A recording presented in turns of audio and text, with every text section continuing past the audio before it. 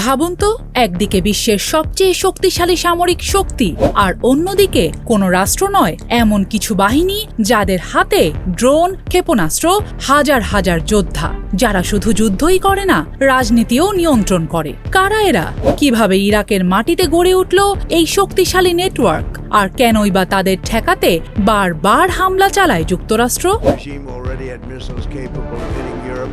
গল্পটা শুরু 2003 সালে, যখন যুক্তরাষ্ট্রের অভিযানে ইরাকের দীর্ঘদিনের শাসক সাদ্দাম হুসেইনের পতন ঘটে। এরপর ইরাকে তৈরি হয় রাজনৈতিক ও নিরাপত্তা শূন্যতা। এই সুযোগে ইরাকে বাড়ে ইরানের প্রভাব, অর্থ সহায়তা, সামরিক সহযোগিতা। সব মিলিয়ে একের পর এক শিয়া সশস্ত্র গোষ্ঠী শক্তিশালী হতে থাকে।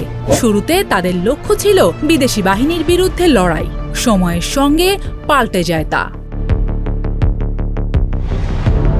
আজ ইরান ঘনিষ্ঠ এসব সংগঠনের বড় অংশ একটি যৌথ ছাতার নিচে। এই জোটের অধীনে একাধিক শক্তিশালী সশস্ত্র গোষ্ঠী। নিরাপত্তা কর্মকর্তাদের মতে তাদের সম্মিলিত যোদ্ধার সংখ্যা কয়েক হাজার। তাদের হাতে ড্রোন, রকেট, দূরপাল্লার ক্ষেপণাস্ত্র। তাদের আসল শক্তি শুধু অস্ত্রে নয়, প্রভাব রয়েছে রাজনীতিতে, সরকারি প্রতিষ্ঠানে, ব্যবসায়িক নেটওয়ার্কে। অর্থাৎ তারা শুধু যুদ্ধক্ষেত্রের শক্তি নয়, ইরাকের ক্ষমতার কাঠামোর অংশ।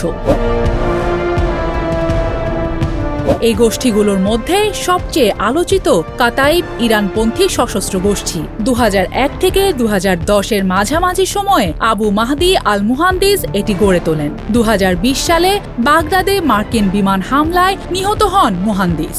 একই হামলায় নিহত হন ইরানের শীর্ষ সামরিক কমান্ডার কাজেম সোলাইমানি। মার্কিন কর্মকর্তাদের অভিযোগ, এই গোষ্ঠী মার্কিন সেনা ও কূটনৈতিক স্থাপনার বিরুদ্ধে হামলায় জড়িত। আরেকটি গুরুত্বপূর্ণ শক্তি হল আসাইব আল হক। এর নেতৃত্বে কায়েস আল খাজালি। মার্কিন বাহিনীর সঙ্গে সংঘর্ষের সময় তিনি আলোচনায় আসেন। তিনি শুধু সশস্ত্র নেতা নয়, রাজনৈতিক ব্যক্তিত্ব হিসেবেও সামনে আসেন।